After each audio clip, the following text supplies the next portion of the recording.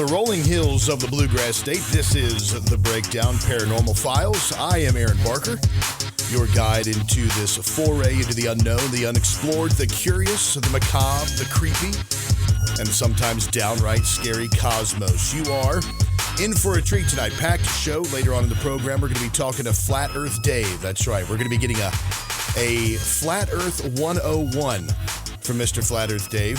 And on top of that, we have Rocci Stucci and Ron Phillips coming up here in just a few minutes. Hosts of Abnormal Realities over on Odyssey Radio, which you are listening to this program right now on Odyssey Radio. Head on over there and get yourself the app, and you can listen to all the fantastic programs while you are on the go and all of the fantastic shows that are there as well. You can go to breakdradio.com and leave your sound off there too. That's all your questions, comments, conundrums, or snarks. Whatever you want to do. You can ask questions about our topics tonight, or you can raise curious information about something that's happened to you throughout the week. Maybe you've come across a ghost, an odd type of manifestation perhaps, or just some weird picture or something interesting you'd like to share. Let us know about it over there, breakdradio.com. Click on the mic in the bottom right-hand corner, and we will make you famous. So without further ado, let's go ahead and bring in our guests for tonight. This is Ron Phillips and Rocci Stucci. Good evening, gentlemen. How are we? Good. How are you? Oh, I'm living the dream, y'all. This is I'm starstruck right now. I've got you two guys on the program with me. I'm like, I have arrived when I can talk to you. You're gentlemen. Starstruck? I'm starstruck. I'm starstruck, dude. I want to say something, but I can't because before the program, I had a list of rules of things I can and can't say. So use your imagination how I feel right now. Anytime you're on the show, Rocky, we have to have a set of rules. I gotta send them out. I gotta resend out all the stuff you're not allowed to say. So technically, pretty much Rocky's allowed to say hi and good night. That's it. Well, good night, Texas. No, hey, brother, I got to know you over time now. I mean, you've been on Mojo 50 Radio. Yeah. You're on Odyssey. And just over the time now, we got to know each other. And I know I'm speaking for Ron right now. For one, thank you for having us, brother. Really do appreciate it, man. I love these kind of conversations. But between Ron and myself, man, we have mad respect for you, brother. Absolutely. It's what you represent in life, how you hold your standard on your moral high grounds. Your faith is inspiring to me. Obviously, you know that I'm going through some things right now, and I'm regaining my faith too. I'll never be a perfect Christian, but you know what? As long as I'm trying to be, that's all that counts. But hats off to you, brother. Everything that you do, everything that you represent, your quality of your shows, your quality of your life, man. We're honored to call you brother. So thank you. Gee, well, I didn't expect that. I appreciate that very much. Ditto, brother. Ditto. Yep. Thank you very much. Did you hear that, Mom? The only listener right now. I've got it on recording right now. People like me, Mom. Anyway, I really appreciate it. Well, you think about that. I was, when I first came over to Mojo, which the show comes on Mojo, 9 a.m. Eastern time on Saturdays live. When I first came over there, everybody in Mojo welcomed me with open arms. I got invitations to be on everybody else's programs. I really liked the camaraderie that was built there. And getting to know you, like you're saying, Rocky, getting to know you guys. I mean, two fantastic guys over there. And then also here on Odyssey, the willingness to let some dude to come on, an unknown guy, and start talking about stuff, flat earth things and paranormal things and political things and conspiracy theories. Y'all took a chance. I really do appreciate that very much. I started listening to your Friday show, and what was it called? The Freaky Friday edition. Oh, yeah, Freaky Friday, yeah. And I thought, you know what? That's kind of a good fit for what we're doing over here on Odyssey.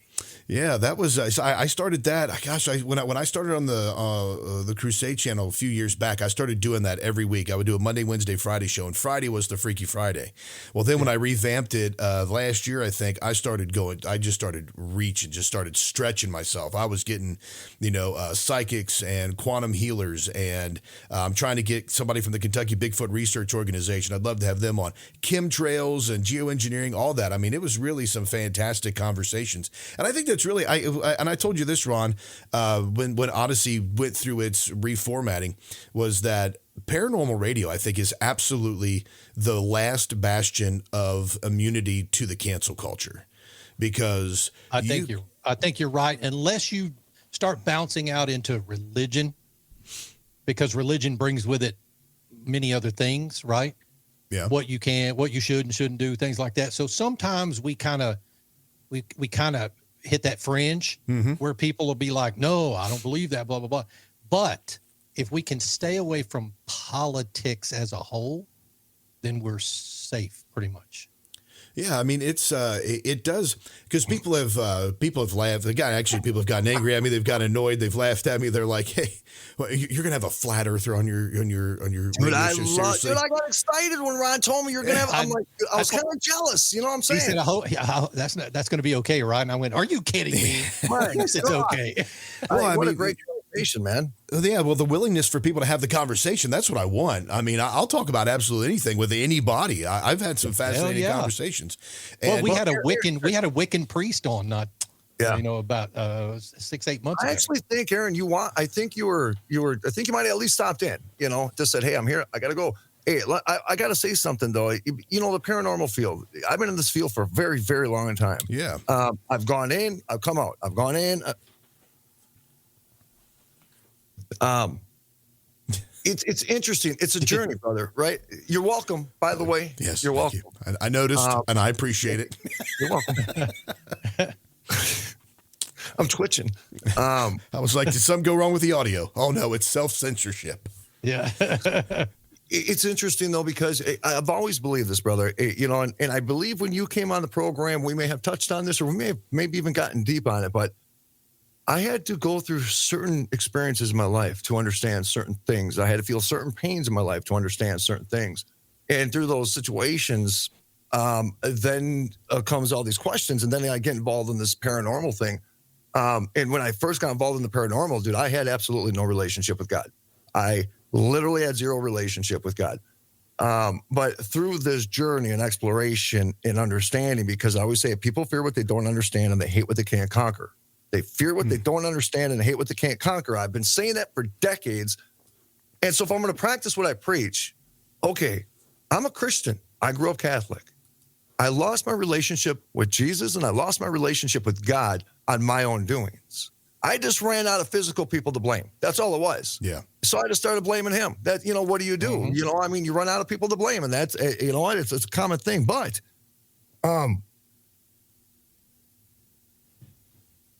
it's okay, Rocky. We're here. No, this is the next words out of his mouth are, where was I going with that? Almost said that. It happens about twice as time on our show. Dude, I did it like 5 times last night. Yeah. But I believe this in order for us, and now I'm regaining my faith back. In order for us to really substantiate our faith, and in order for us to walk in the confidence that we preach and what's in our heart, I truly believe that we also had to understand the faiths of people throughout the world and why do they believe what they believe and try to understand their faith. Right. And I'll tell you through that research, it don't matter what faith that I was researching at the time, whether it be Buddhism, Islam, Judaism, whatever it may be, I always came back home. Came back home because that's where you're supposed to be, because at the end of the day, there's one creator and everybody around the world could come up with whatever version they want. But at the end of the day, we're going to meet at that same place. I don't know if I'm getting let in or not yet, but I'll meet you at the gate, Well, Ron did say that as long as we stay away from religion, but I could help you out with that, Rocky. Well, I'm going Yes, up, he can. He can.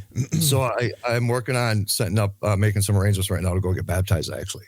Oh, really? Well, that's tremendous, man. That's breaking news right here on the Paranormal Files. Dude, I'll tell you, man. Is that breaking news? Does anybody else know that besides your family, maybe? No, dude, have we? No, my family don't even know. Oh, he hasn't even told me. No.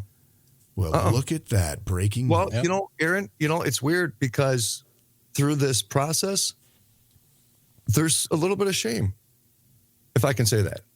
Yeah, right? Go right ahead. Not shaming where my faith is going, but the shame is where I'm coming from. Because as my faith progresses to strengthen, there's certain disappointments that you encounter because you get upset that you lost that faith, right? And so there's this kind of a shame because I detached for so long. Now I'm just trying to get back to the comfort level to say, I'm moving forward. It's been a struggle, brother. It ain't easy. Well, that is, I actually went to on Wednesday this week, I went to this conference that was held over at the Creation Museum. And if you all are ever in the area, you have to stop by the Creation Museum and the Ark Encounter, which are in up here in northern Kentucky. But I went to that, and they were talking about it was a political thing. I'm not going to mention it right now what it was. That's for the other show. But one of the things that impacted me so much is because they mentioned and they were talking about that shame. They were talking about people that have done things in their past and they feel ashamed and they feel guilty and they know that they've done wrong. But that's the whole essence of the gospel. It's like you are guilty. You have broken God's holy law, yes, but you can come out of that. Christ even calls out and says that all you who are heavy laden and heavy burdened, I will give you rest. Come unto me is what he's telling us. So you can be forgiven of that guilt. You can be forgiven of that shame, where you don't have to live in that anymore. It's not going to erase. That's the thing that people sometimes think about. It's not going to erase the fact you've done stuff in your past. Right. That your consequences are still there. Maybe physical things are still there, or, prison sentences, things like that. Those are still there. The consequences exist. However, you don't have to live with the burden and the shame, because God made Christ sin who knew no sin, that we might become the righteousness of God in him. That's the whole essence of the gospel. But taking that step, man, that's a huge step. That is a big step. So congratulations on that, man. I'm happy for you. And I know Brother Phillips is going to be there with me. Are you going to do the baptism, Ron? I probably need to, quite honestly. Dude, why don't we I've been saved and baptized, but there's no reason not to do it again. Let that wash away. Is there a limit? I mean, can we do this like every other week or something? Well, that really depends on where you come from, but no, I mean, usually once does it, you profess your belief in Christ, you have faith in Christ, you're dunked once. Now, you might have one of those pastors that'll hold you under just a little bit longer to make sure it sticks. Just to make sure. To make sure, yeah. But that'll happen. I've seen that a couple of times. Ron, I would really love for you to come along with me, because you and I have some new explorations. And I think washing off any muck and dark, bad energy we have on us and shining us with the light of God, brother, to get us. I'll be there, dude. I'll be holding your hand. Can we hug, maybe? We can hug. All right. Look, I'm not ashamed. I'm not ashamed either. I'm a manly man. It's manly love right there. I'm a manly man, bro. I double dare you. That's brotherly love right there. Brotherly love. Brotherly love. Holding hands. And the show skipping just took a left stones. turn. There we go. Yeah. We're talking to Rocky and Ron from Abnormal Realities. I'm trying to get used to this longer cord here from my ear, my new in-ear monitor. So I apologize if I keep fidgeting it over to my left ear. Hey, Ron, did you ever tell Aaron about the haunted doll up at Papa Stucci's? The one that's still, literally still in the snow, sitting on top of on the back porch? It's still there. It probably is. No, I haven't told him about haunted dolls. Let's hear about this. Well, I think we actually just manifested it to be haunted because it was just super creepy looking, and we freaked everybody. See, here's the power of suggestion. Yes. There's a doll that my parents have that everybody's always kind of freaked out. Now, maybe it does possess some kind of energy, right?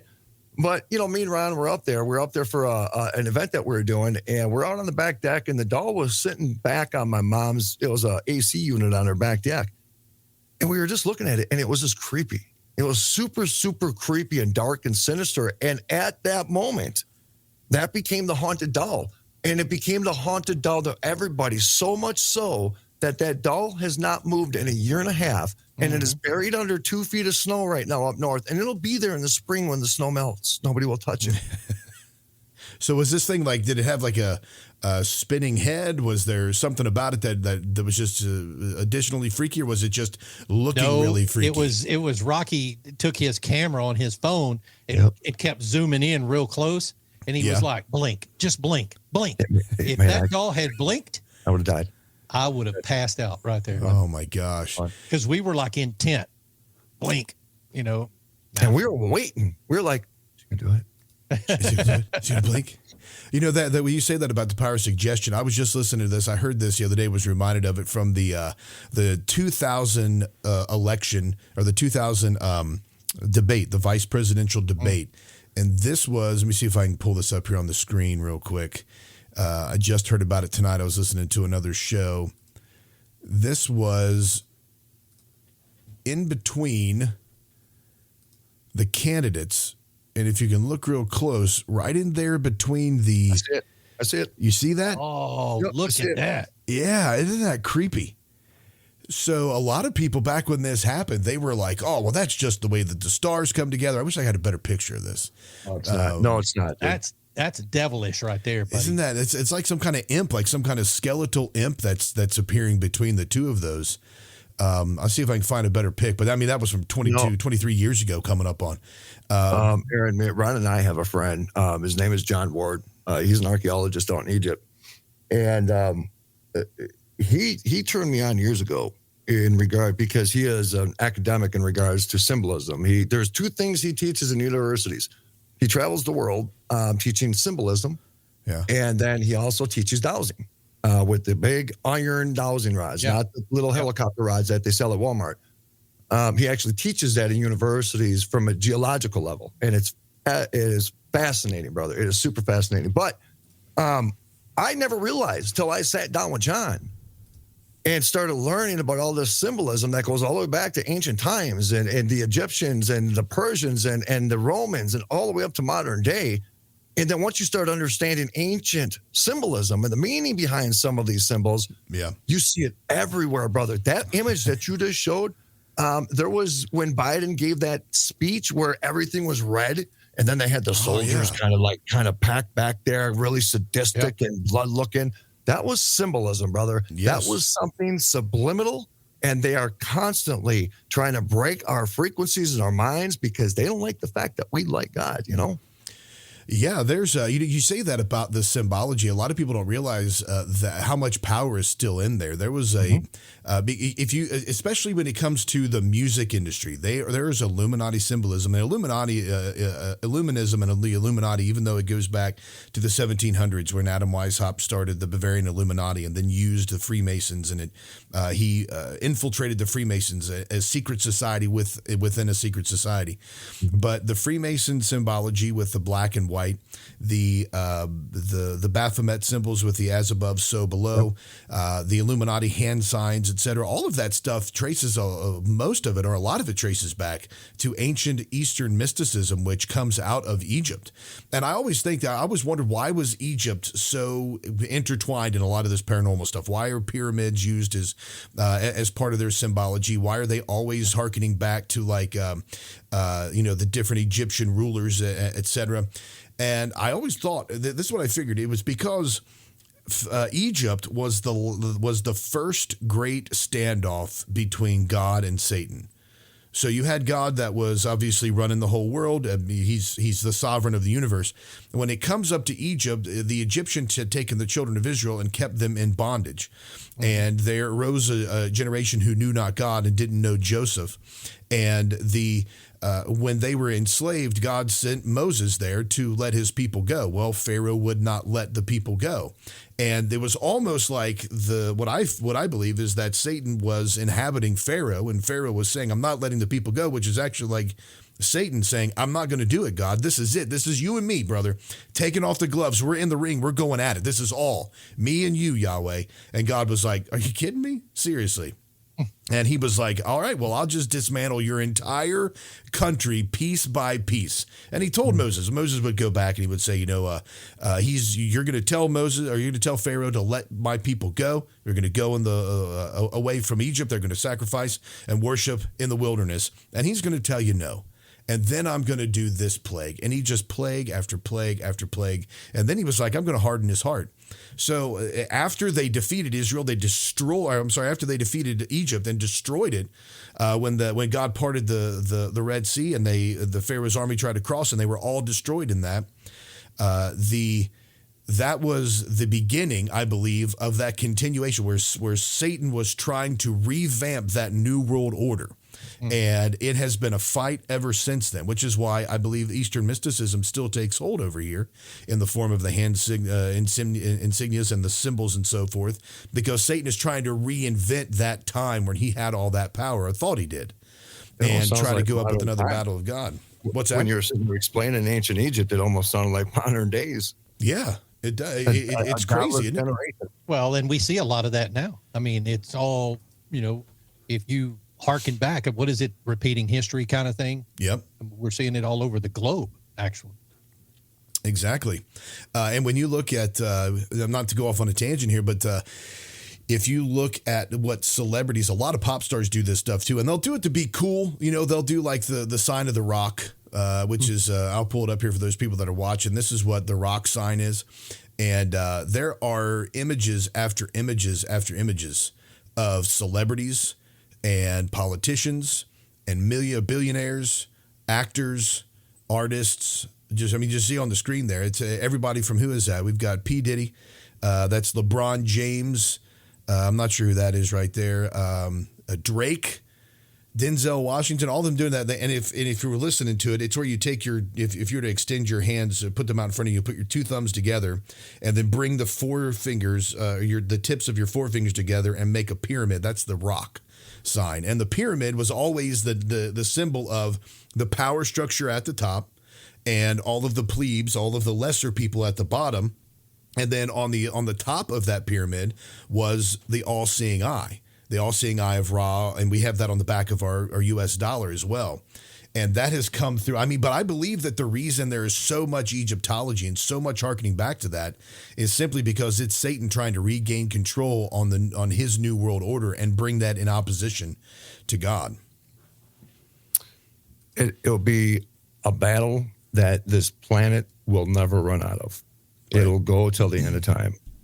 It's just a matter if because, brother, I tell you, and I said this to Ron all the time, the complacency of people, man, it's in society and cultures these days. And when you mentioned an entire generation, a godless generation, it almost feels like that. It almost feels like we have gone into this weird direction towards this weird singularity to where we're almost robotic and we're kind of societal and we're just kind of doing what we got to do and what we're told to do and just kind of like good little kids and don't slip up, go left or right.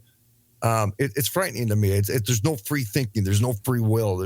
Look at me. I'm trying to spiritually change, and there's parts of me that I'm still struggling. Right. So we hold on to things, and it's like, when do we truly find out who and what we are in life? What do we truly have to go through to say, okay, I seen the light. I need to change. Right. I don't know. Ron, what do you think? You look really hot today. I just want to tell you that. Thank you, brother. You do. My thing is we won't truly know until we're visiting God again. That's what my idea is. My thoughts are. There's a lot of stuff. And we've had people on the show that talk about what happens to you, a lot of past life people, here's what I did before, here's what I'm doing now. Who knows what I'm going to be doing in the future, but apparently I get to choose that. So I don't think we're going to know until we're face to face with the man and he goes, here it all is. Let's take a look back at your life. Ooh, really? So why is that shocking to you, Rocky? Is it like an interrogation? Do we got to get into detail? I don't know. What is he going to ask? I got questions. There'll be plenty of detail, I'm pretty sure. I think he already knows. Yeah. Aaron, can I say in my heart, I truly believe this. I'm a rough dude, man. I embarrass Ron everywhere we go. And in fact, I'm going to embarrass him tonight, guaranteed. And I know sometimes my actions don't perceive to be like the person that's expected out of me.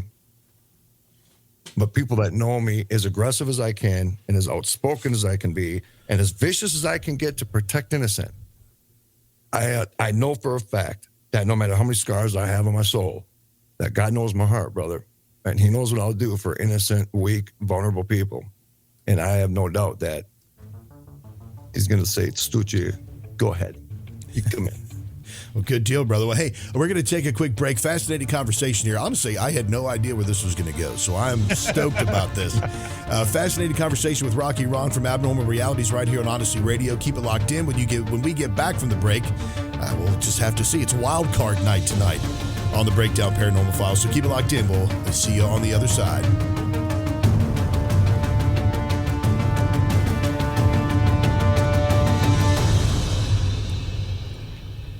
Asking the questions that get you kicked out of Bible studies and sent to therapy. You're listening to The Breakdown.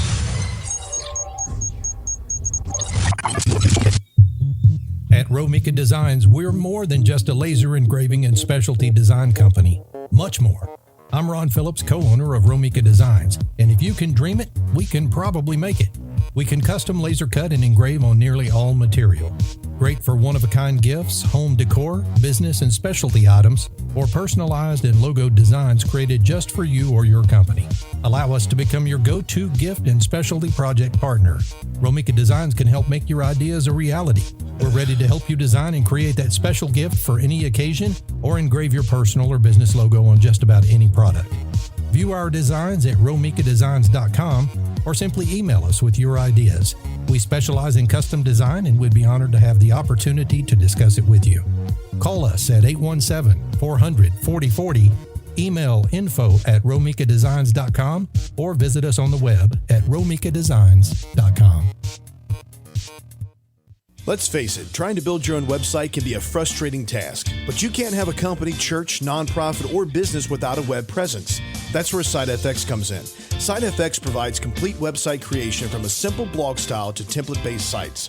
SiteFX can even give you absolute customization services, bringing your vision to digital life. Even if you already have a website, there's always room for growth. SiteFX has 15 years of experience staying in tune with the current web trends, add-ons, designs, and coding updates.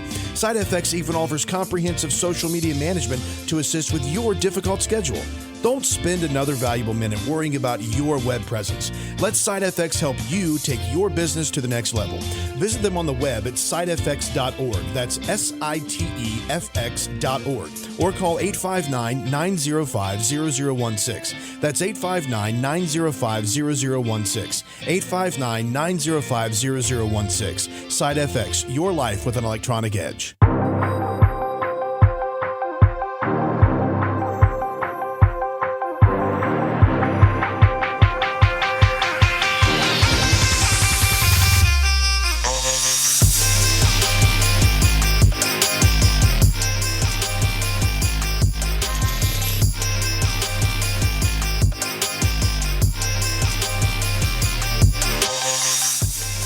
Welcome back to the Breakdown Paranormal Files right here on Odyssey Radio. You are listening to Aaron Barker.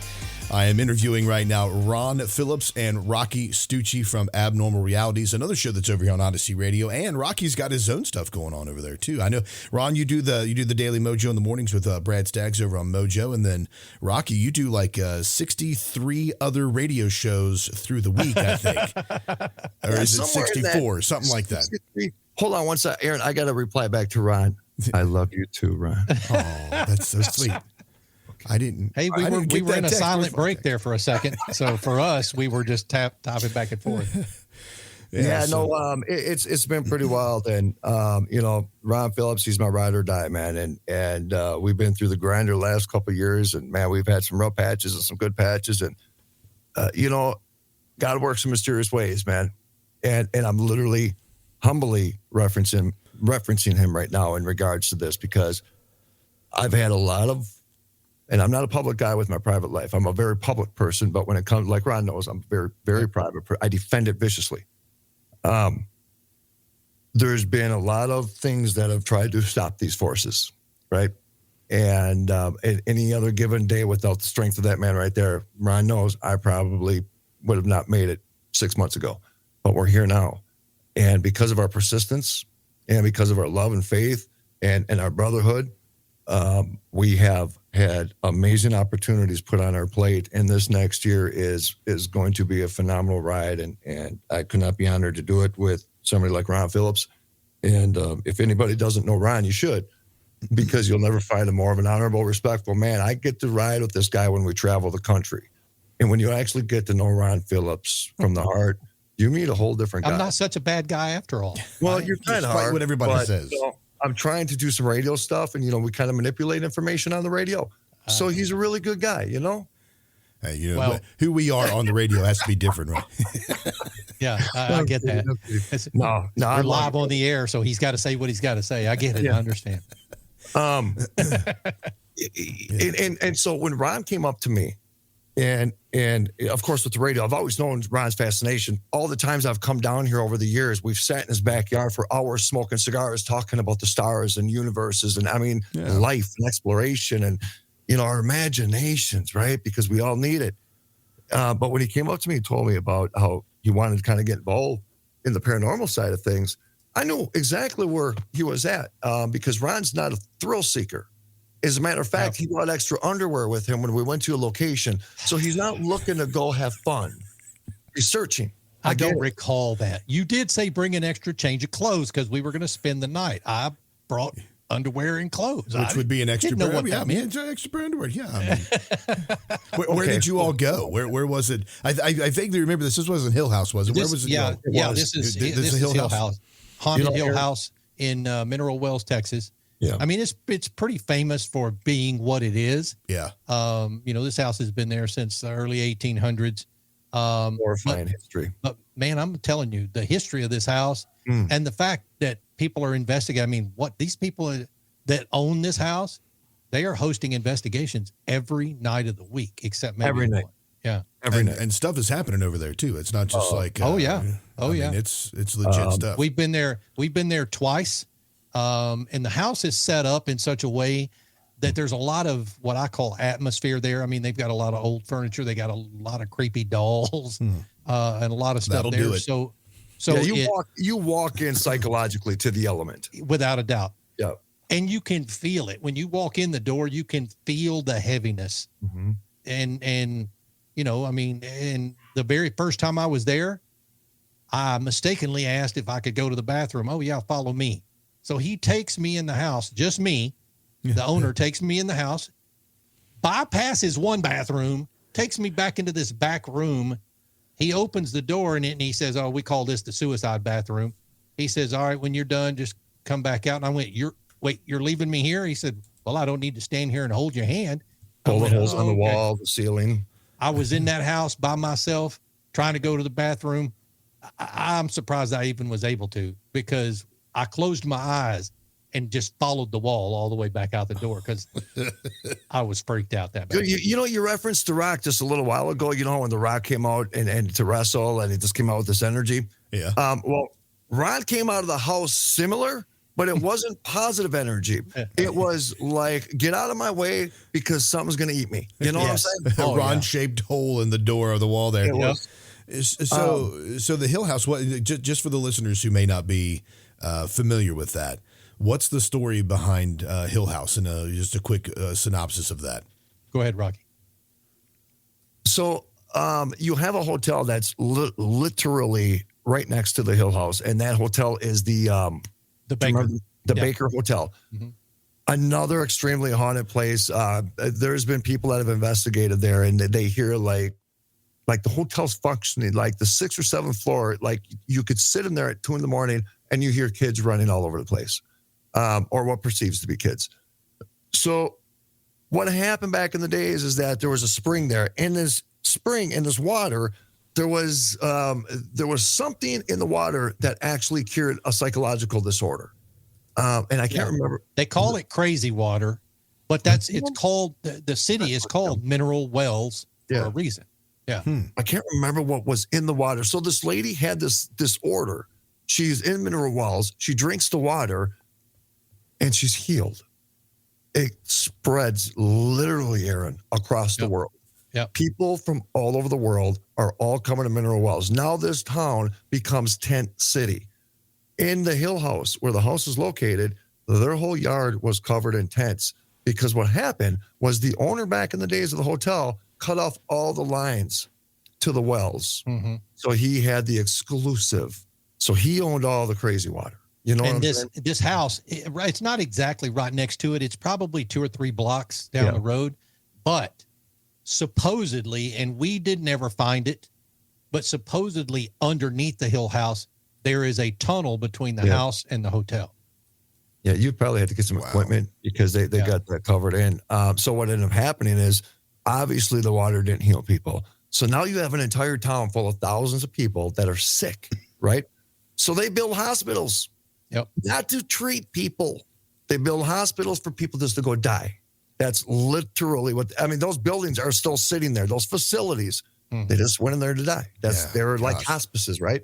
So now, irregardless of intelligent energy, irregardless of that town is saturated with imprinted misery.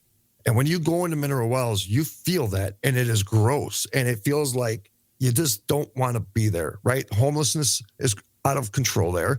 Methamphetamine is out of control there. There's people sleeping and prostitutes. This is a small town way out of Dallas, Fort Worth. Yeah. And you feel like you're like, where am I? Where did I just show up to, right? So there's something there atmospherically as well. But the house is just crazy. Now, I had concerns bringing Ron. I really did. Just because I was unfamiliar with the location. I'm traumatized, not from the Hill House, but I understand what some of these experiences can do to us. And they can stick with your soul for the rest of your life. And I know Ron wants to go out and he's exploring and he's looking for that, right? He's looking for the visual. He's looking for the poltergeist. Doesn't so much want to get touched, right? I totally get it. Yeah, but just looking for the clarification. Yeah. But I question, it's like, okay, so I'm traumatized and I'm seasoned and I had bad experiences. And then I'm like, is bringing Ron to a place like the Hill House the right or wrong thing to do? And the reason I did it was because I know Ron is so solidified in his faith that he was fine. He was totally fine. But I questioned my actions on that a little bit. Second guessed yourself. You know, that is that's a big thing. There's a lot of people that don't think about, if you go to a place like that, you're unprepared, you can have something latch onto you and follow you. It's like you're talking about that town in Mineral Wells. Some places, I interviewed Archbishop Ronald File Enright last year, the year before on the show, and he has been on over 850,000 cases that he's dealt with over a period of 40 plus years. He was actually physically accosted and had to have surgeries and is disabled now by a demonic presence in a house that he was exorcising. And one of the things that he talks about is he breaks it down into exorcisms. You have your perfect exorcisms, which he says is rare. You have your oppression, where you're followed by a demon or an entity that is constantly doing something to you, and then you have infestations, where you have not people that are affected by it, but houses, hospitals, towns, people, you know, that and the people that live in those places are actually impacted by that infestation, which needs to be gotten rid of somehow. Of course, talking to Archbishop Enright, following his formula and some other things that I know as well. You all have been in those situations. But yeah, it's odd how there are certain cities or certain places where you go to and you're just like, you can look around, like you were saying, the methamphetamine problem, homelessness problem, there's some kind of something is happening, something dark is going on, and you can feel it. Like you drive in those parts of towns, like around here, I know that there are some places you drive through and it's like, hit the gas, lock the doors, don't look around, just get out of this place. And it has nothing to do with the population. It has everything to do with the entity, the infestation that's happening around there. Right. So when you all there was speaking of that, you're exactly right, and that's one of the biggest things that we try to understand when we go to locations. Is, for one, what is it? But what is it? A geological thing? Is it a water thing? Is there streams? Is there wells? Is there rivers? Is there power lines? Is there nuclear power plants around? It always seems like the most haunted locations I've ever investigated over the years have always been by a structure that had some kind of production of energy, right? Like lightning. You know what I'm saying? Yeah. Segway? No. Segway. Oh, yeah. I've got it right here. He's like, I'm working on it. So, interesting that you say that, Rocky. Wow. That's a fantastic way to bring that up. It just all comes together, You're a radio professional, brother. And by the way, Aaron, I'm sending you a couple of pictures you might want to show. It's the Hill House, what it looks like. And, lady got thrown out of the bed. She got pulled by her feet out of the bed, and they got it on video. Yeah, and then we've got an image, a couple of images that we didn't take, but were given to us of some of the spirits there at the house. So if you want to segue into the lightning and come back to it, that's fine too. Yeah, I'll see if I can't get those uploaded here as well. Dude, Ron, you put a lot of pressure on, I'm sorry, buddy. I was looking for him while we were talking about it. I know how Ron gets when you send him something during a show and wants, he has to go upload everything during the show. He gets mad. He goes in a full producer mode. He don't talk to you for 45 minutes afterwards. Yeah. I felt bad. He was over there being quiet. I was like, well, I don't want Ron to feel like he ain't welcome to talk with us. No, dude. I was looking for these pictures because it will definitely intrigue. What the crap? Yeah, now I've got to get these things up here on here now. I sent him the picture of Toby, Rocky. Oh yeah. And the picture of the shadow man in the trailer window. Yeah. Where'd it go? I got to find these photos. So yeah, let me find these real quick, and I'll see if I can't get them up here on the show. We've got about 10 minutes left here. So yeah, Rocky, you brought up lightning there. I saw this the other day. I thought this would be right up Ron's alley. The headline is from Science Magazine. It says that, let's share this up here with everybody that's watching as well. It says, playing Zeus, scientists use a laser beam to control lightning bolts. Yeah, that's nice. And where was that in 2017? That's just what I want to know. That was when lightning struck the roof of my house and burned the crap down. So, yeah. Wow. Well, that was maybe they were directing it right to your house. You never know. Well, you were pushing some serious content back. I was pushing some serious content in those days. That's right. But it's pretty amazing. As you can see this here, they have a tower that's set up, but then they shoot a laser beam, and there's some other pictures of this too. I'm curious what the role the tower plays. I'm curious on is it a static generator? Is it something to produce like an EMF field, some kind of a EM field somehow?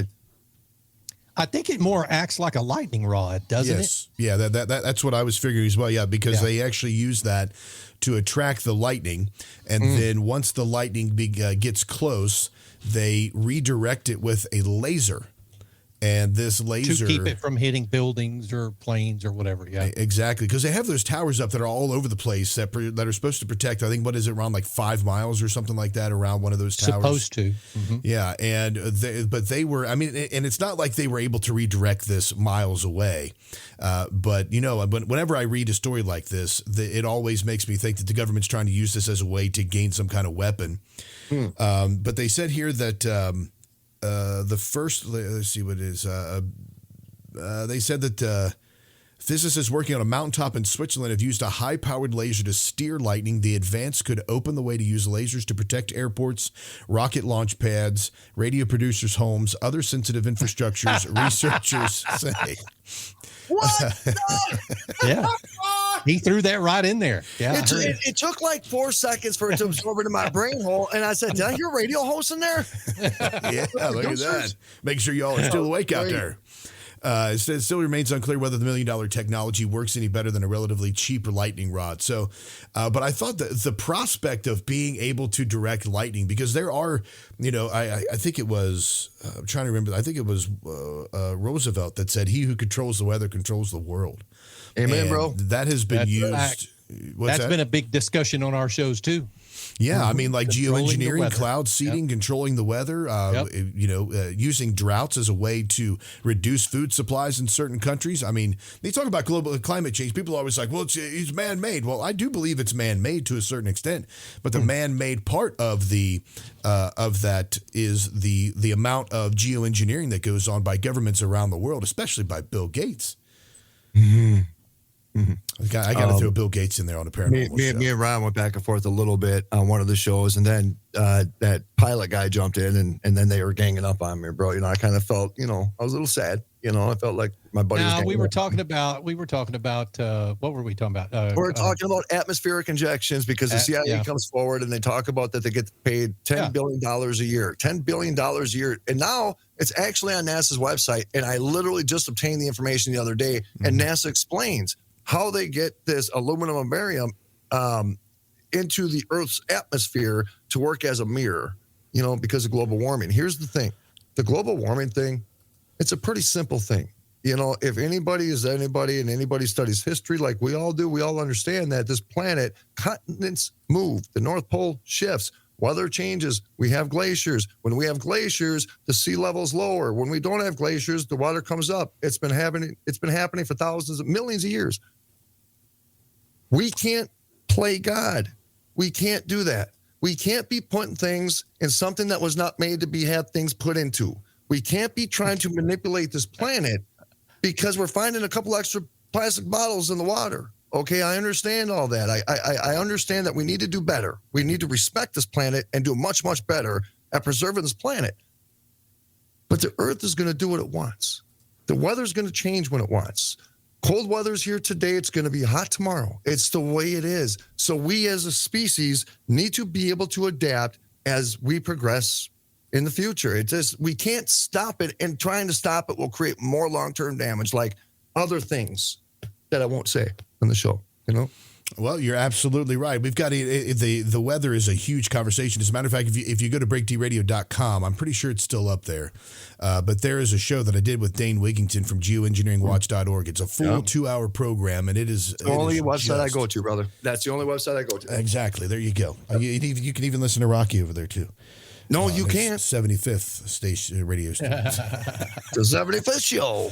So back to this here. So here's this picture. So is this Hill House? Yeah, is that what this is? That's the haunted Hill House in Mineral Wells, Texas. They do investigations in there every night. It's an old house. Rocky and I've stood on that front porch many a night, hearing things going on in the house. While we have investigative cameras and sound devices and all set up in the house, but kind of crazy. Yeah, so let's pull up this other picture, the one that you were talking about as well. Let's see. You should have 2 more. Yeah. So this one You here. said this is Toby. So Yeah. So this is a picture of Toby. If you can't see him just by looking, the big white spot near the top middle of the screen, those are his teeth. That is his nose and his 2 eyes above it, and he's peeking out from a hole in the wall because the upstairs just has wood over the wall slats, and in some places it's open. But there's a woman standing there with a cup in her hand, and to her right, someone captured this image of Toby looking out around the corner. Hey, Ron, you know almost exactly where this is at upstairs. So yeah, it's what in Toby's room. Yeah. Yep. So what are we seeing here? Is one of these 2 things There's a face peeking out. So this face here right in the middle above this red dot, a red light, Yeah. is that? Yeah. That's Toby. That's a ghost. Yeah. Well, The so person on the Toby's not a right was person. just Toby standing wasn't there with for you the all. picture. Toby's a ghost. Yeah. Yeah. Toby is a ghost. Okay. Yeah. Gosh, that is He creepy. is a malevolent spirit in that house. Malevolent, brother. Malevolent. Wow. Toby's the one that pulled the lady out of the bed. That's what they speculate. It was Toby that pulled the lady out of the bed. There's a lot of pictures at this house. It's nothing's happy. You're not going to go meet great grandpa at this place. This place is infested with darkness, right? Yeah. Not good. It's not good. So if you're an enthusiast and you're just looking to kind of get a little thrill, you don't go to places like this. You just don't, because the pictures you're seeing here, you will see that with your real eyes. And unless you're mentally prepared for it, don't go. Now, this is a picture of what they call Shadow Man, who walks in the woods behind the house, but happens to be in the trailer at this point. There's a trailer that sits behind the house that is occupied on investigation nights by the owner of the house, because they actually stay on property out there. Wow. But they caught a picture of this person in this window at some point when the owner wasn't in there. As a matter of fact, I think the owner took this picture. Wow. They do a challenge, Aaron, where you go in at 9:00 at night and you stay until 6:00 in the morning, and you do it solo, and you do a live stream, and then the viewers are the one that give you the challenges of what you got to go in that house and do. Do they pay you anything if you make it through? You get No, as a matter of fact, you're paying them. So yeah, it's just like with the Villisca murder house, the horror stories, because people think there's 6 kids in that place. The horror stories, when people go in there with their vulnerability down, their lack of faith is down. They're going in there because they think they're talking to kids. Yeah. Wow, what a way for demons. That's like the black-eyed children. You disarm them. You disarm people, and then they don't. And then they get. There's a guy a month before we investigated the Villisca house. They were doing solos, so everybody was in the barn. Guy goes in doing a solo, goes into the bedroom downstairs where 2 of the kids were killed. He lays in the bed, starts stabbing himself in the chest. Oh my gosh. Yeah, so that wasn't a challenge from online, was it? What's that? That wasn't a challenge from the viewers, was it? I don't know. I don't think so.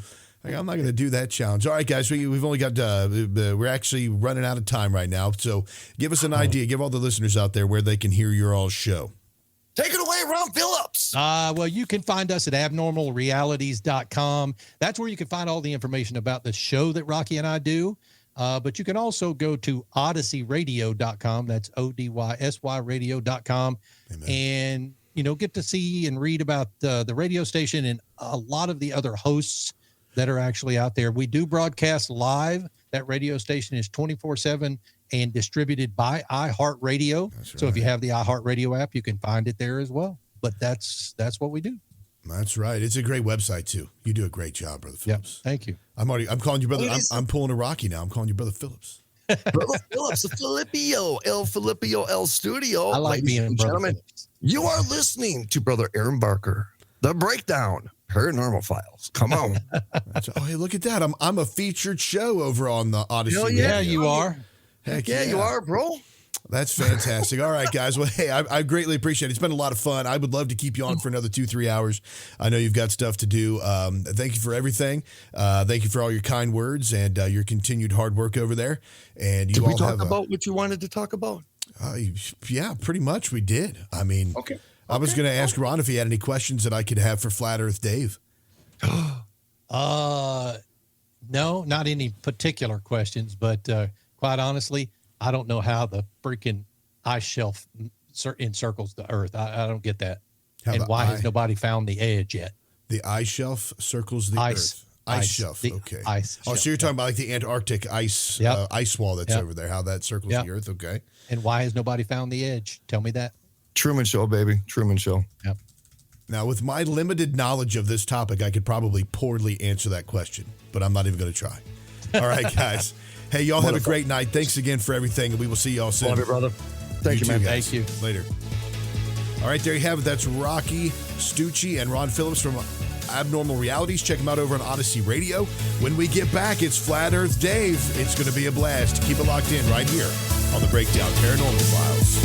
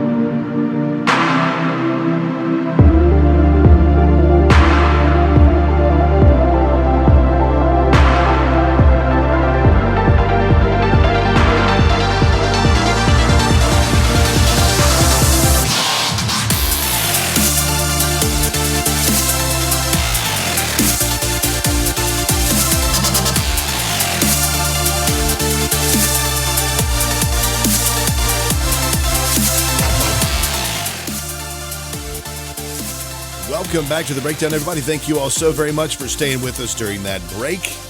We are continuing in the unexplored, the curious, the macabre, the creepy, and sometimes downright scary cosmos in which we find ourselves. And you are listening to the Paranormal Files right here on Odyssey Radio. That's ODYSYradio.com.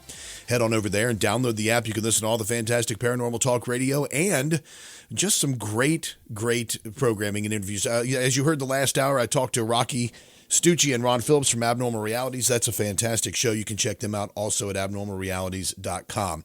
The next guest that I'm bringing up on my show, as mentioned, this is a guest I've been maligned for even thinking about having. Back before I actually secured the interview with Flat Earth Dave, I had people mocking me and laughing at me. And I don't understand why people do that if you're just asking questions, you're seeking information, you're looking for facts and evidence, and just to have great conversations. We have here with us Flat Earth Dave. Welcome to the program, brother. Thank you so much for taking the time to be with us. Hey, thanks for having me. And you're telling the story that we all have. You know, when I first read about Flat Earth, I mocked the people that suggested it. I banned them from our social media. I'm like, you know, we can talk about whatever you want. We can talk about fun stuff, but Flat Earth, dumbest thing ever. Don't waste my time. And it's not until you actually have the courage to look and not Google. You Google, they're going to feed you nonsense. But if you find the real information, which, you know, anyone that's taken the time does, it's a life-changing event, you know. And just real quick, people, when they think they have a million proofs of the globe and they have none, and then they throw up their hands and they go, why the lie? Why the lie? And we'll get into that. Yeah. But the why the lie is the most important question of all. And I contend that this is the greatest deception that is posed upon us to hide us from creation, to try to hide creation from us. Yeah, that's interesting because I always want to get into the why. So we can get into some of the, and I'm going to use the word science because you're conducting actual experiments here. You're conducting, you're doing research and you're putting all of your research out there. And I know that I mentioned that I was maligned, but I can only imagine what it was like for you. Because like the way I look at it is as Alex Jones was to 9/11, you are to Flat Earth. You are like the guy that started this. You were the original, what they call them, globe slammers. Hold on, not the original. There were some, people before me, Mark Sargent, Eric Dubay, a bunch of others, but we all started looking into it. I'm just the guy that is doing the most amount of interviews, going around, getting pretty good at explaining things to people that are new. So yeah, I may be the most popular, but I'm not the guy that started it. But it's a team effort. We're all in this together, and we're all in it for the same reason. We want to wake up humanity to the fact that we're at the center of creation. We're not a random speck flying in the universe. We're important, we're special, we're powerful. And that's the one thing that the elite don't want us to know. As I think it was Rockefeller or one of those guys said, I don't want a world of thinkers, I want a world of workers.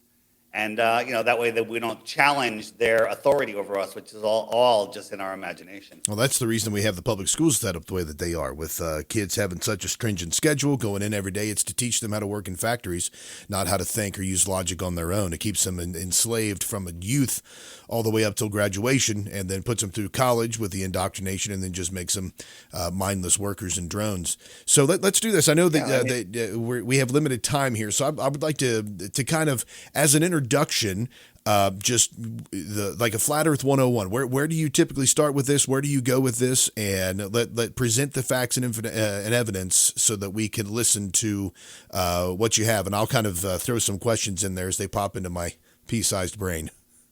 Yeah. So I'll give you the short rundown.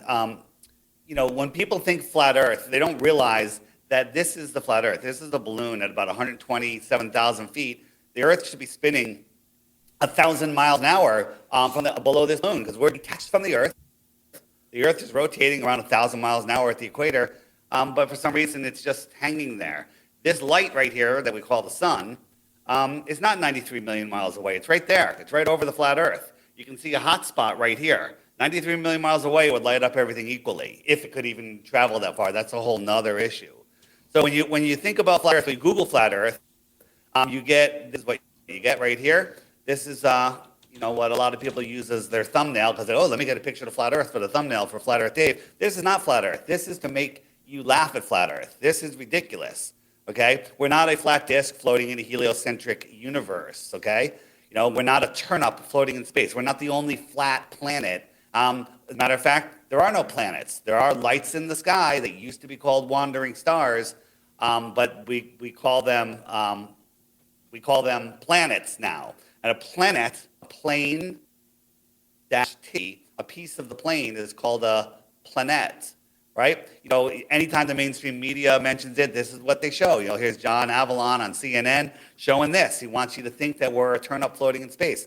If that was the case, I would still be laughing at flat earthers. Okay? So where do we live? Well, if you believe in the heliocentric model, you believe. I'm going to ask you. Well, you probably know the answers to this because you've been looking into this and investigating it because you have a curious mind. We're spinning at 1,000 miles an hour, so that means you're watching the sunset, okay, or watching it rise, but you're watching the sunset. It's very peaceful. You have to believe you're on top of a ball, falling over backwards, faster than the speed of sound, and that's why the sun appears to be going down. Okay, that's the slowest motion. We're orbiting at 66,600 miles an hour, speeding up and slowing down. Average speed, 66,600 miles an hour. That's ridiculous. That's an actually very interesting number as well. 66,600 miles is quite interesting. In the heliocentric model, there are so many 666s. It's unbelievable. Like the distance to the moon, the width of the moon. I don't have them all listed, but if you look them up, there are so many. It's all 666. Now I don't know if man did that or if that's just how this realm works, because numbers kind of rule the world. And I go back and forth, like, who the heck is figuring this out? But when we get deeper into this, you realize that everything is connected. Everything is like in this system or on this realm. I believe that we are eternal souls having a physical experience in this training ground, right? And this is, we're all pieces of creation. We're all part of the same thing. Okay, so that's going a little sideways here. So let's keep going. Yeah. So this is the hypersonic sled track. I'm sure you've seen this. It goes by at Mach 8.6. Try to see it. Can't see it. Watch it again. Mach 8.6. That's 8.6 times the speed of sound. You have to believe, if you believe that we live in a heliocentric system, which has a whole bunch of other things that come with it, that we are orbiting the sun 10 times faster than this. 10 times faster than this. We are chasing the sun 100 times faster than this. You can't fathom what twice this speed is. It's hard to fathom what we're seeing right here, but twice that speed, your mind can't even fathom it. 10 times this way, 100 times that way in curved trajectories. So we're not going in a straight line. People go, well, I'm on an airplane, I could drink water and walk to the bathroom. Well, if that airplane was taking a curve, you would know it, right? If you're in a car going 100 miles an hour and you have a dinner plate filled with water, that car speeds up, slows down, or takes the slightest turn, the water's out of the plate. But when we go out into nature doesn't lie. This is what we see, okay? Look at that. Your God-given common sense tells you that is stationary. There's nothing moving here. There's no bulge of water here. Mainstream science, Neil deGrasse Tyson says because of the spin of the Earth, the water bulges at the equator 14 miles high. I used to think that was the coolest thing ever. The centrifugal force, that makes sense, 14 miles high. 14 miles high is 3 times the height of an airplane, right? An airplane flies at about 5 miles high. So if I'm flying from North America to Brazil, if you will, at what point do we triple our altitude just to skim over a hump of water? The answer is that never happens. That's just nonsense, right? So it all comes down to Antarctica. Antarctica and the North Pole will tell us where we live. But for some reason, Antarctica is off limits. 100% off limits, other than some guided tours by the same companies that they're all the competing companies. They're all run by the same Antarctic committee, overlord company, whatever it's called.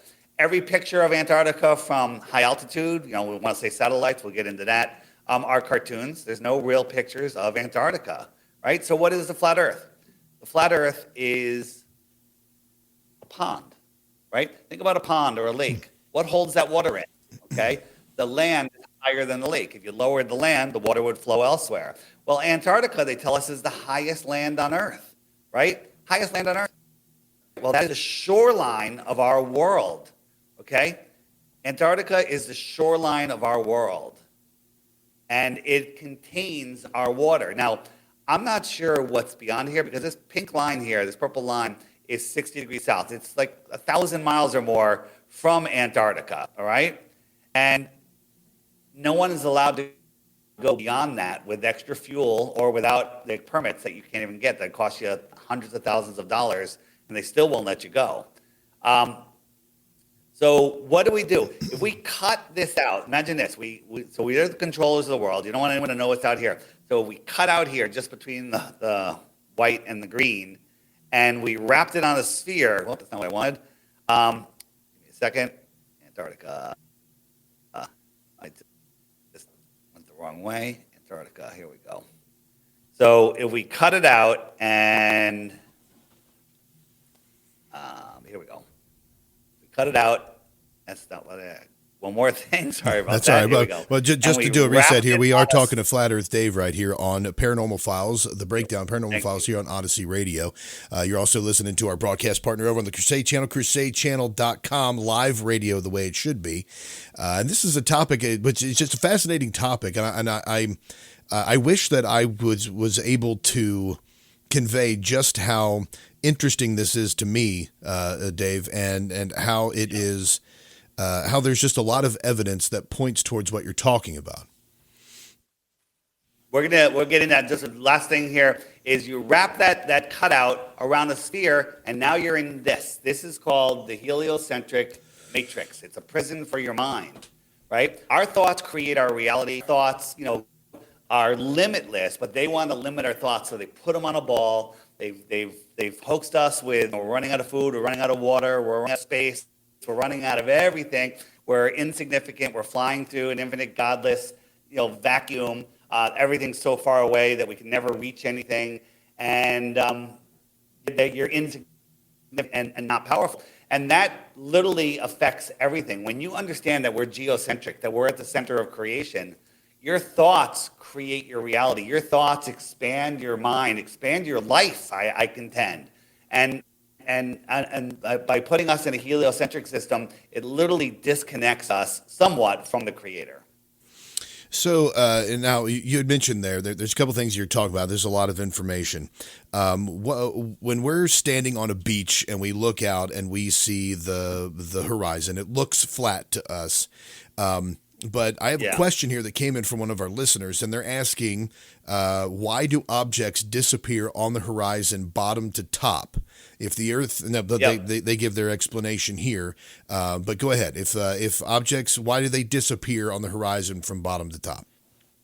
If we lived on a ball, yes, things would disappear from the bottom up, but living on a ball is physically impossible. So the reason is we have what's called the angular resolution limits of our eyes. As things go away, they get smaller and smaller and smaller. If you look out over the water is ramping up to your eye level, and the sky is ramping down to your eye level. And it's just how our eyes work. Most people never really comprehend that, right? So here is an empty horizon. You don't see anything. And as we zoom in, we're zooming in, and we're increasing the angular size, and all of a sudden you see a little boat there.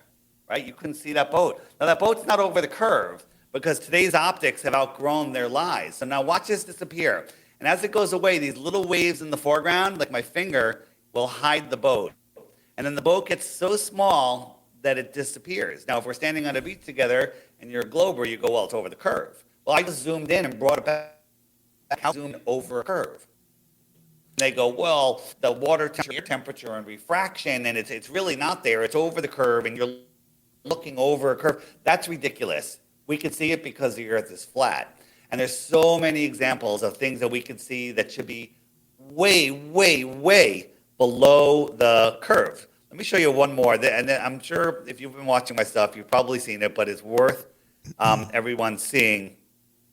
This is Mount Canigou.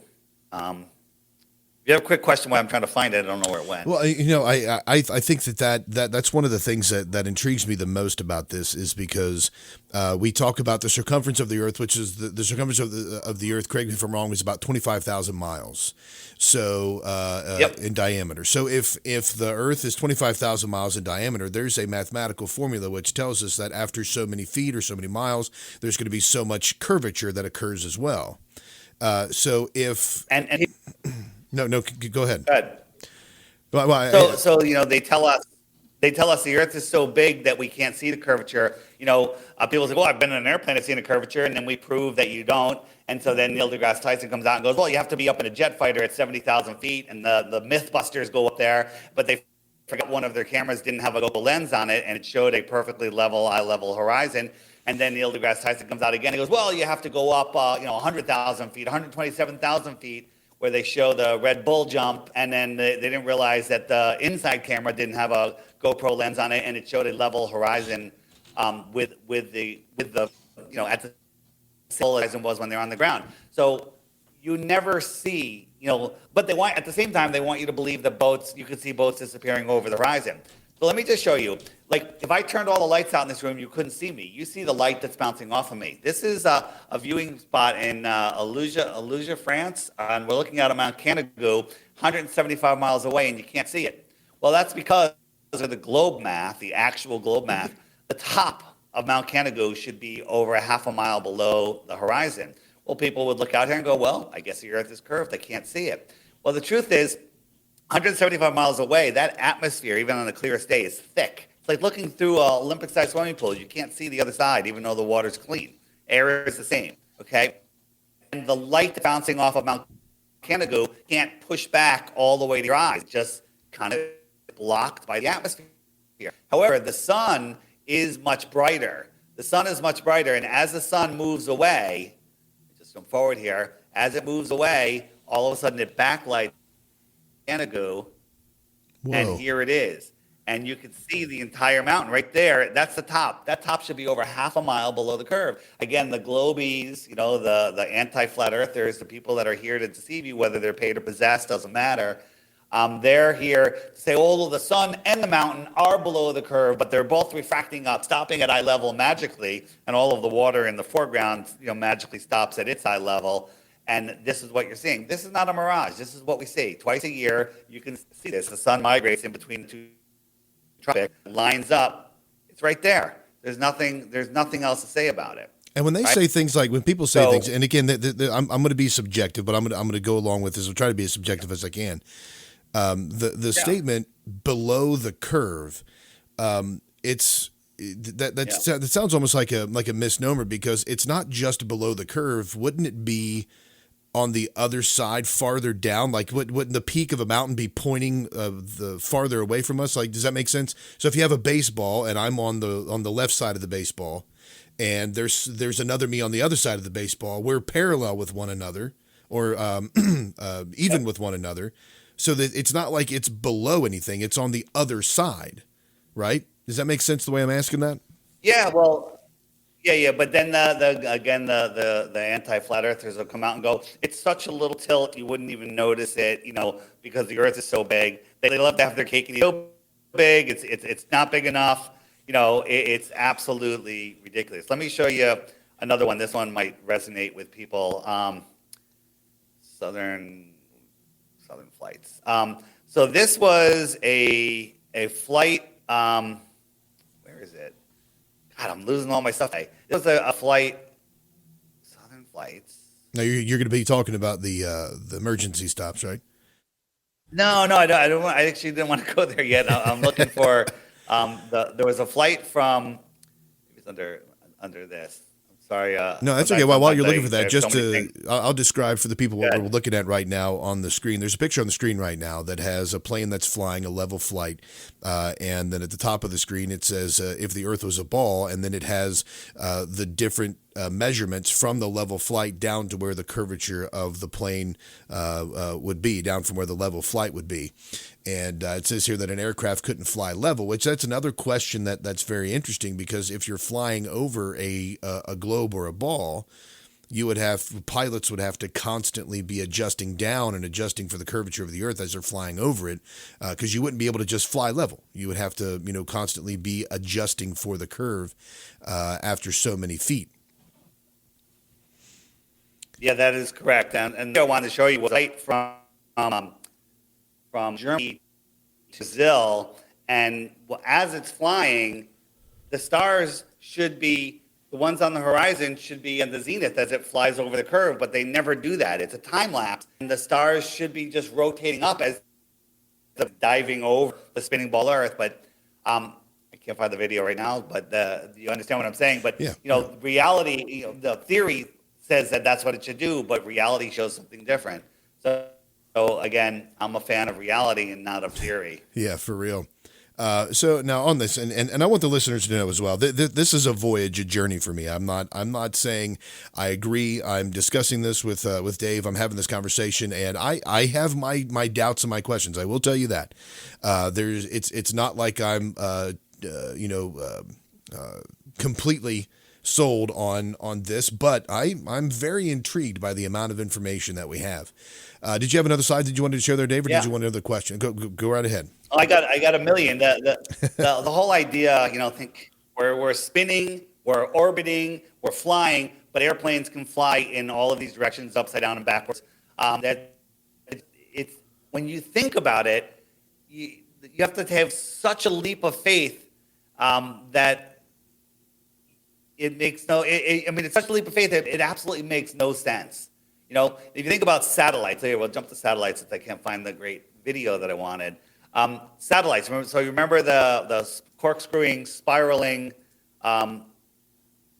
world I had. Satellites have to somehow magically just stay over. We're spinning and corkscrewing through space, but all of these satellites mimic all of those oceans, the speeding up, the slowing down, the curving, and somehow all of these satellites are just magically holding on. Absolutely ridiculous. We have to hit a break right now. We've got about a minute or two left for a break, but that brings up a very fascinating question, if you don't mind, with the satellites there. With the satellites, how does that work then? I mean, because you think about satellites, because these questions bring up other questions, like how do satellites work, GPS, all of that stuff in a flat Earth model? Yeah. So, did you know that NASA launches tens of thousands of satellites on balloons? No, I did not. You know that? No, I did not. They admit it. They have all these different programs, and they launch satellites on balloons, and up to 8,000 pounds, and they can electrostatically control heights, so it goes into different wind currents. They can make them geostationary. They're all over the place. They crash all over the world all the time. They picked up by some men in black, if you will. And these are up there all the time. These are what they used to use before they said, oh, we have satellites floating in space now. And now NASA is backpedaling. They're like, you know what? It might be cheaper to put satellites up on balloons because we've exposed that this is what satellites are. But the thing is, GPS doesn't come from these. Now there's so many up there that they might start using it a little bit. But GPS only works in areas overpopulated land. When you fly from California to Hawaii, 600 or so miles offshore, there's no GPS. Did you know that? You're flying in approximation mode. That's amazing. Hold that thought right there. We are going to a break right now. Thank you so much for talking to Flat Earth Dave. This is the Breakdown Paranormal Files right here on Odyssey Radio. Keep it locked in. If you have any questions or concerns, go over to breaktradio.com, click on the mic in the bottom right-hand corner, and you can leave yours. We will be back after this break.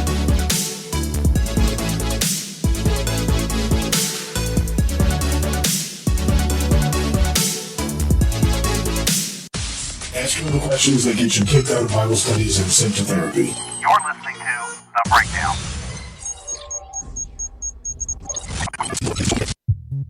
At Romika Designs, we're more than just a laser engraving and specialty design company. Much more.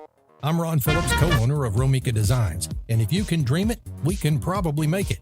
We can custom laser cut and engrave on nearly all material.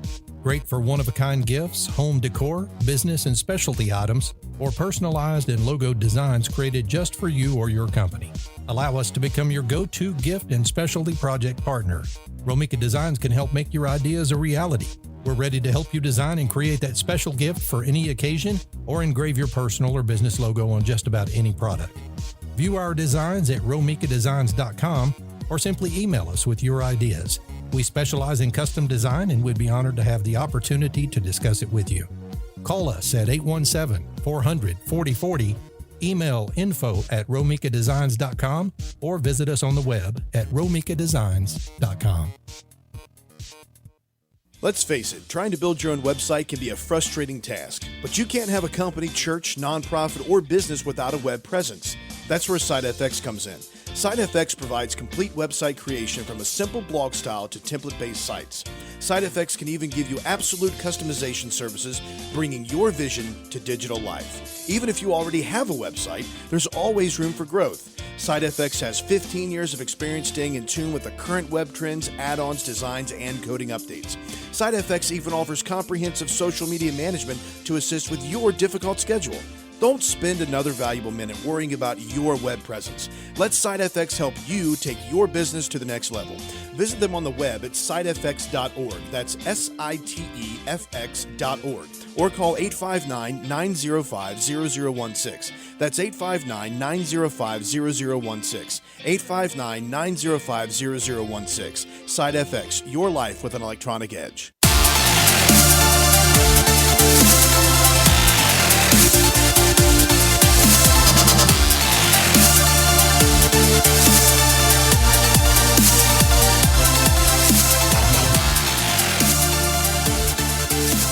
Welcome back to the Breakdown, everybody. Thank you so very much for staying with us during that break. We're continuing on here, Odyssey Radio, ODYSYradio.com. Download the app. It's the best in paranormal talk radio. You can listen to the Breakdown by going to breakdradio.com as well. We are continuing our conversation with Flat Earth Dave here, and some very interesting and intriguing facts. And again, as I mentioned previously, this is a conversation. This is something that fascinates me.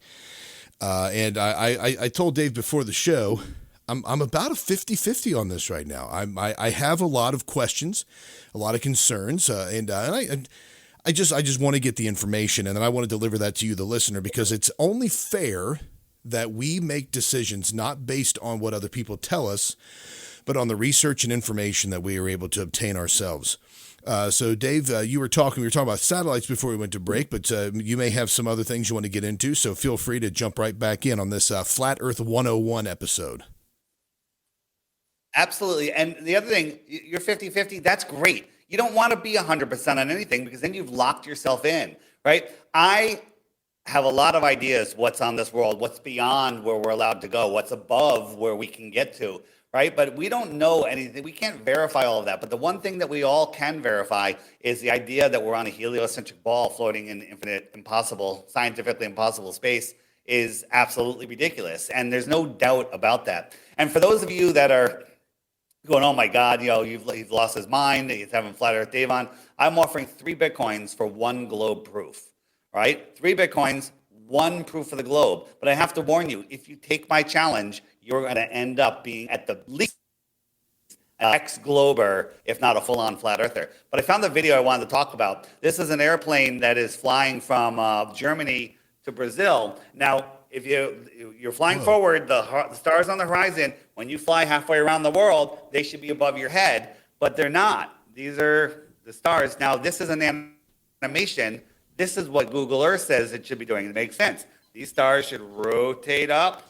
And so you go over and they should be above you. But in reality, when we actually look at what happens, this is what should be happening, but this is what happened. They're just doing normal rotation. So this right here, reality proves that we're not on a globe. People say, Dave, what's your best globe proof? Every single one of them is the best globe proof. There's so many. You can't even count them anymore. So if you're watching, or if you're listening to this, not watching, there is a film of a video of an airplane, like you would a GoPro on a car or a vehicle or something. As it flies, the stars are adjusting as the plane adjusts some left and right.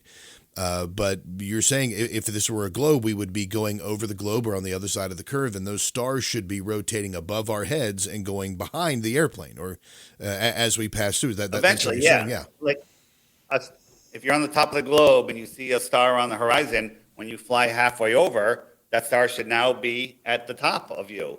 Airplane flies straight and level over the Earth plane, not air curve, sea level, not sea curve, right? It's and listen, for those of you that are new to this, don't dismiss it. Come collect your Bitcoins. That's like $65,000 today.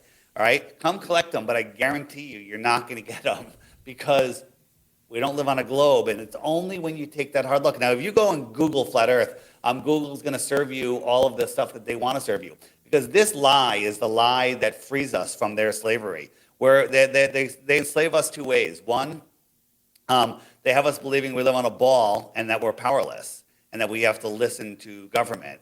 And 2, they have us using their fiat currency. So we have to get off their playing field and get off of their money control system. And then that's the only way we're going to free ourselves. So this is a lie that keeps us in the matrix. And they've brainwashed people so much that people that have no idea what their own model is. Like flat earthers know more about the globe than people that believe in the globe. Because if you knew a quarter of what we know about the globe, of your model, you would be a flat earther, because it's absolutely unbelievably ridiculous. So how do you get by the Google censorship? I created an app. It's called the Flat Earth Sun, Moon, and Zodiac Clock app. You can find it at flatearthdave.com. Okay? It's a $3 app. Check it out. If you don't want to spend $3 on the app, that's fine. Just go to flatearthdave.com, scroll down to the crash course, watch the first 5 videos, and then send me your globe proof, and you win. Okay? Send me your globe proof after that, but you won't have any because there are none. So you keep referencing they. If this is, I mean, we have NASA, of course. We have other countries that have their aeronautic or their space exploration organizations and the agencies. We have so many people that are a part of this. It's that seems expansive. It seems like very difficult that this type of conspiracy or this type of idea would be held secret. So what is it that you say about something like NASA and the associations with these other space exploration agencies?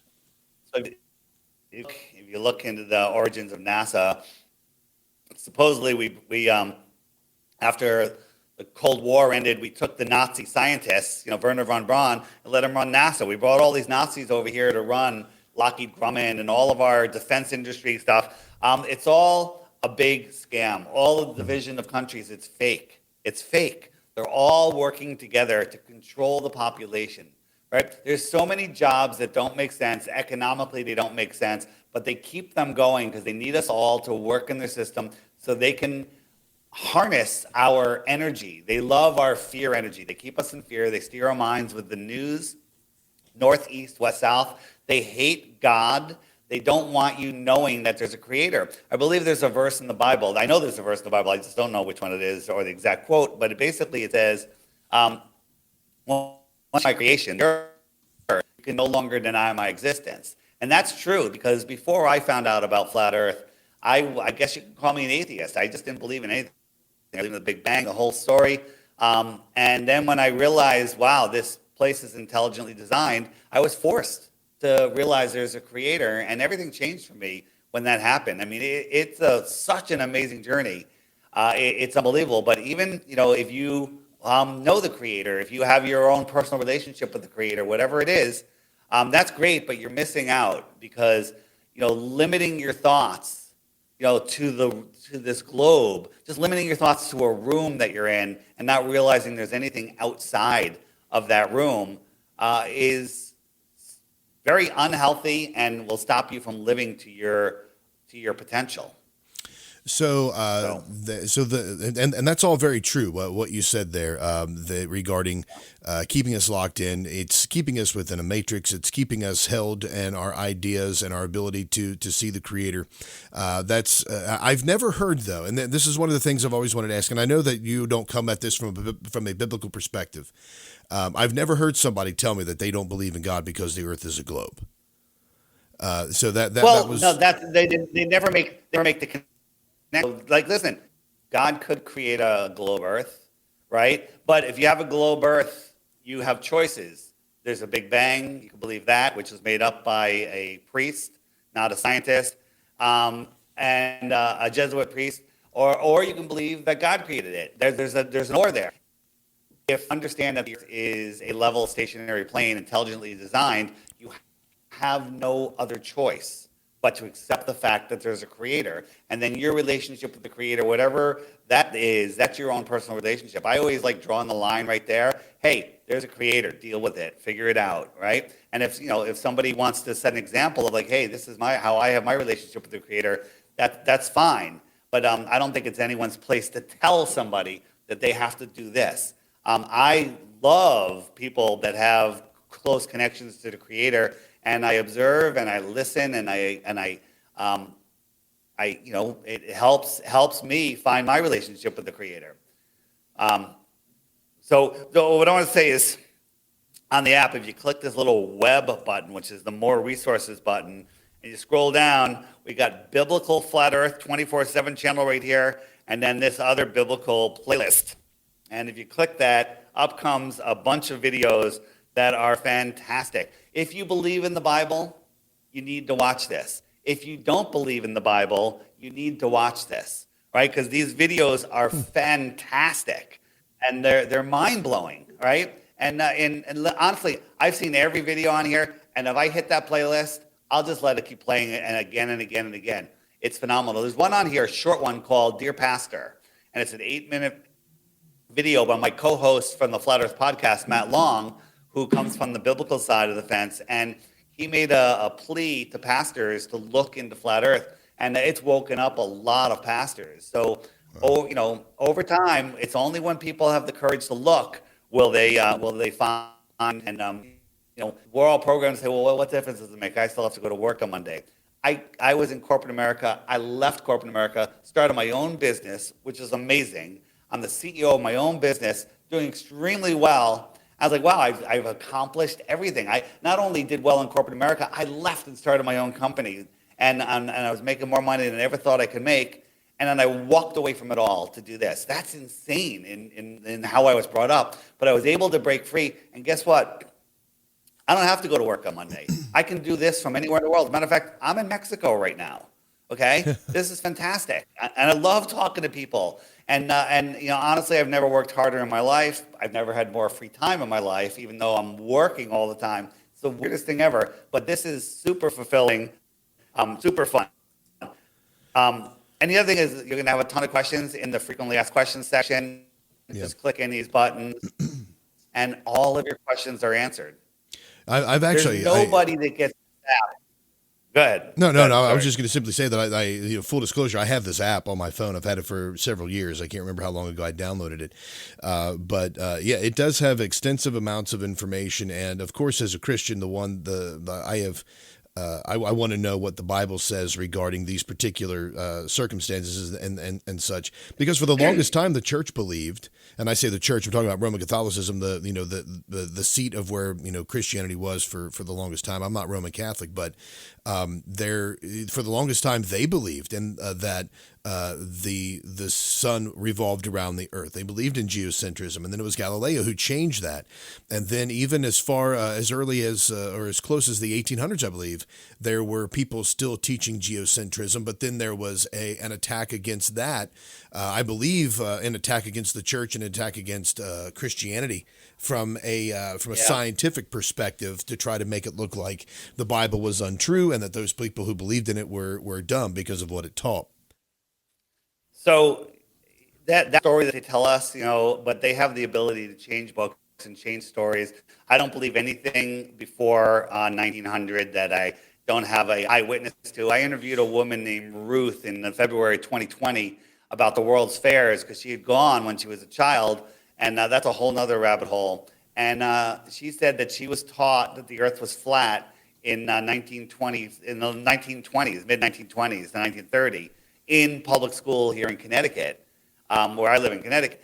And I found that fascinating. And then we found other people that were taught about flat Earth in the 1930s, 1940s. Even somebody that said in the late 1950s, they were teaching flat Earth and globe Earth in public school here in America, okay? But all of that was changed, and all ancient cultures, all of them were flat Earth except NASA, NASA is the only one that isn't flat Earth. So they want you to believe that the Greeks figured it out 2,000 years ago with Aristophanes, made up story, and his stick and shaft thing doesn't even work.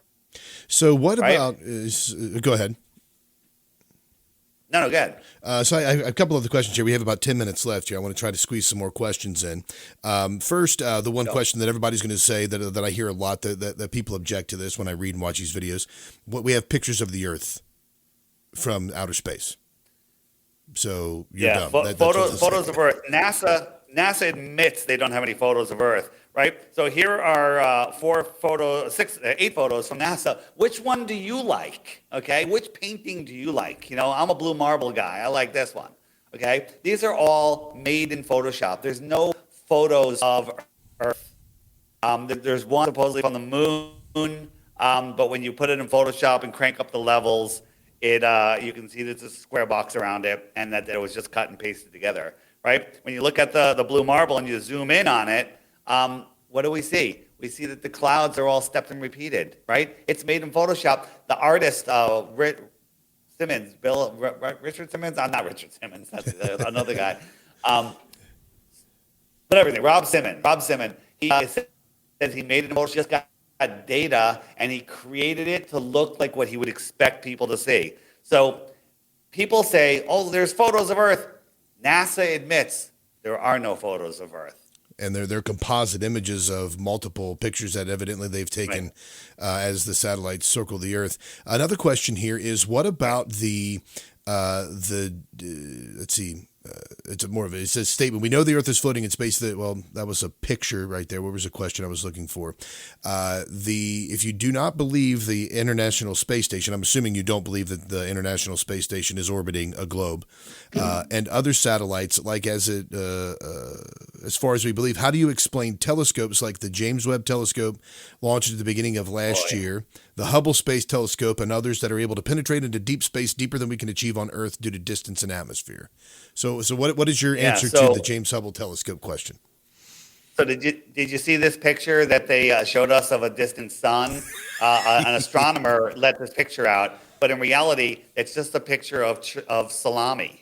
Okay, and he literally, it got released as real, and like CNN carried it. It's absolutely nonsense. The James Webb Telescope, if you watch it, it's the launch is ridiculous. It's orbiting the Earth. You can see the curvature of the Earth. Wow. And then all of a sudden it's going to leave and go a million miles away and park itself in a gravitational neutral spot in between the sun and the Earth. It's called the Lagrange point. Once you understand how absolutely ridiculous the story is, it's ridiculous. I'm showing you an image right here that looks better than the James Webb telescopes, and I made it in a program on my phone called Canva. Okay? So they're showing you all of these ridiculous things. We could do a whole show on the James Webb Telescope, but the telescope goes right out and it finds a spot that has neutral gravity, and that's where it parks itself. When you really look into it, it's unbelievable, right? Is this a real picture from the James Webb, or did I make this? You don't know, right? Honestly, I forgot whether this is the one I made or James Webb made. Okay. Honestly, I can't even tell, right? And then this is one, like, ooh, look at this one. Did I make this? Well, no, this is a photo of a kitchen counter that has sparkles in it. Here it is. This is what it is. All right. So they're showing us complete and total garbage. But back to the ISS for a second, the International Space Station, I tracked it and I saw it go by and I saw this bright light. It's amazing. But the question I ask is, how the heck could I see it? If you look at a 747 on the ground and you're standing underneath it, it's gigantic. It's overwhelming. It's huge. But then you look at it at cruising altitude, it's a tiny little speck and you can barely see it. You can't see even the colors on it. You just see this tiny little speck, right? It doubled the height of a 747. And a 747 is about the same size as the space station. If you doubled the height of a 747, could you see it? And the answer is no, provably no, because its angular size would be too small. Well, the ISS is supposedly 50 times higher than a 747. 50 times higher. And we can see it with our naked eye, and it looks as bright as the sun. I'm sorry, it doesn't work that way. We're supposed to believe that the sun is reflecting off of this thing, horizon to horizon. It makes absolutely no sense. We had a whistleblower from NASA that said that they use old B-2 bombers that have been modified with some transparent parts of their wings, LED lights. There's 5 of them, 2 in Alaska, 1 is in Russia. I forget where the other 2 are. And they take turns going on. But that's just one way. They have a whole bunch of ways of faking it. But again, anything above where we can reach, we see a light. The only thing we can say about it, unless we can touch it, measure it, is it's a light. We don't know what it is. We don't know if it's man-made, natural, or whatnot. And all those little lights that we see going across the sky, they're satellites. It used to be my favorite thing to do. I look up and watch a satellite, and I watch it. It's going. I don't know what that is, but it can't be a satellite. Could you imagine seeing a Volkswagen Bug, which is probably bigger than a satellite, at 10 miles away, you couldn't see it. It's too small. Well, you're supposedly seeing this thing at 250, 400, 500 miles away. Sorry, it doesn't work that way. We're talking to Flat Earth Dave right here on the Breakdown Paranormal Files on Odyssey Radio and our partners over at the Crusade Channel. The other question I have, we just have a couple more minutes, trying to get in as many as I can here. I would love to have you back on, by the way. You mentioned that you could do a whole show. I'm happy to come back on again, and maybe some listeners could throw in some questions. Absolutely. But, they're probably answered in the FAQ section. So I encourage flatearthdave.com. Check out the app. Check out the crash course. Check it out. Just every day on the app, just watch every day there's a new video right here. Just click that. Every day when you're having your breakfast, having your coffee, a cup of tea, whatever, just watch that one video a day. And I guarantee after a week or two, you're going to be obsessed in finding out more. So let me ask you this. Another question that came in here. I solicited questions before I did the recording of the show. Question here. Why are different stars visible from different parts of the Earth? Polaris, for example, is seen from the northern hemisphere but slowly disappears as you travel south. Yeah, absolutely. That's a great one. So think about this. You're on a street, and it has a straight, level street, and it has street lights underneath the street. So one over your head is directly above you, and it is. I'm trying to find a graphic for you.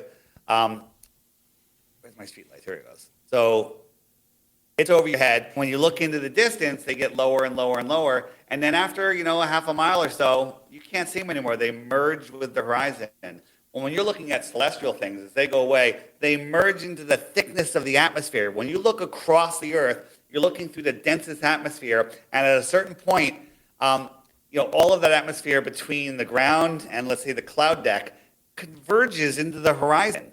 So as go away, just get smaller, and they get lower and lower and lower, and you can't see it. So let's say you and I are in a room, and there's lights in the ceiling in all different formations, right? And there's a star, there's a crab, there's a bull, right? And now we expand that room to 10 miles wide, 10-foot high ceiling, 10 miles wide, and I send you a couple miles away from me, right? Well, after literally a couple hundred yards, the ceiling and the floor are going to merge together. I can't even see you. You're a couple miles away now. I call you on your cell phone, and I go, hey, look up. Can you see that bull? Can you see that crab? Can you see the stars?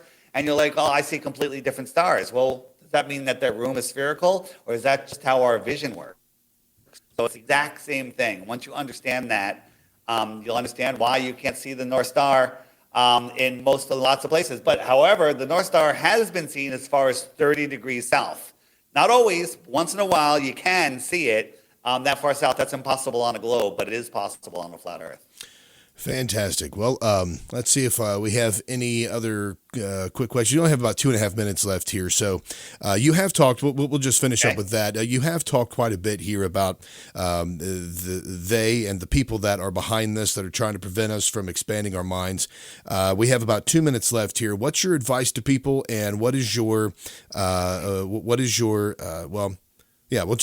that. What's your advice to people that may be thinking that this is absolutely insane? Yeah, my advice is, why were you trained to believe the Earth is a globe since before you can talk?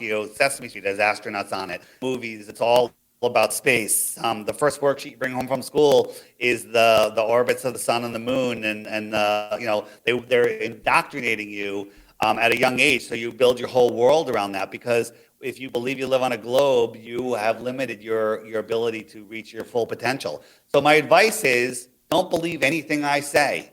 Take the time. I'm giving you the resources. And if you can't put the app on your phone. People want the app on their phone just because they can have it with them all the time. And when they're stuck in traffic or whatever, they can look at it and learn more stuff. But take the time and look, because it doesn't take long. If you just spend one day looking in the right place on my website or on the app, it's gonna open up a whole new world. And here's one thing Flat Earthers say: we're never bored, ever bored. We're never bored, because there's always something new and the other thing is, you want to talk to other people that have the like mind. So on the app, I have the friend finder. Look at the UK here. This is ridiculous. These are people that have the app, okay? And you can contact them. You can tap on a dot, and reach them. You can send out group messages. Look at the East Coast here. Where are you located? Kentucky. You're in Kentucky, so Kentucky's down here somewhere. You can't even see it. All right, this flat earthers everywhere, and people are doing meetups. People are, and I can tell you, I've never met a blue dot I don't like. Okay, absolutely. Awesome. Absolutely, they're all most amazing people ever. So flatearthdave.com, check it out, and there we go. Thanks. Fantastic. Thank you very much, Flat Earth Dave, for coming on the program with us. Everybody, you can check out the show as well. BreakTRadio.com is the website. You can also check us out over at Odyssey Radio, ODYSY Radio, and on the Crusade channel. Until next time, make Christ supremely valuable.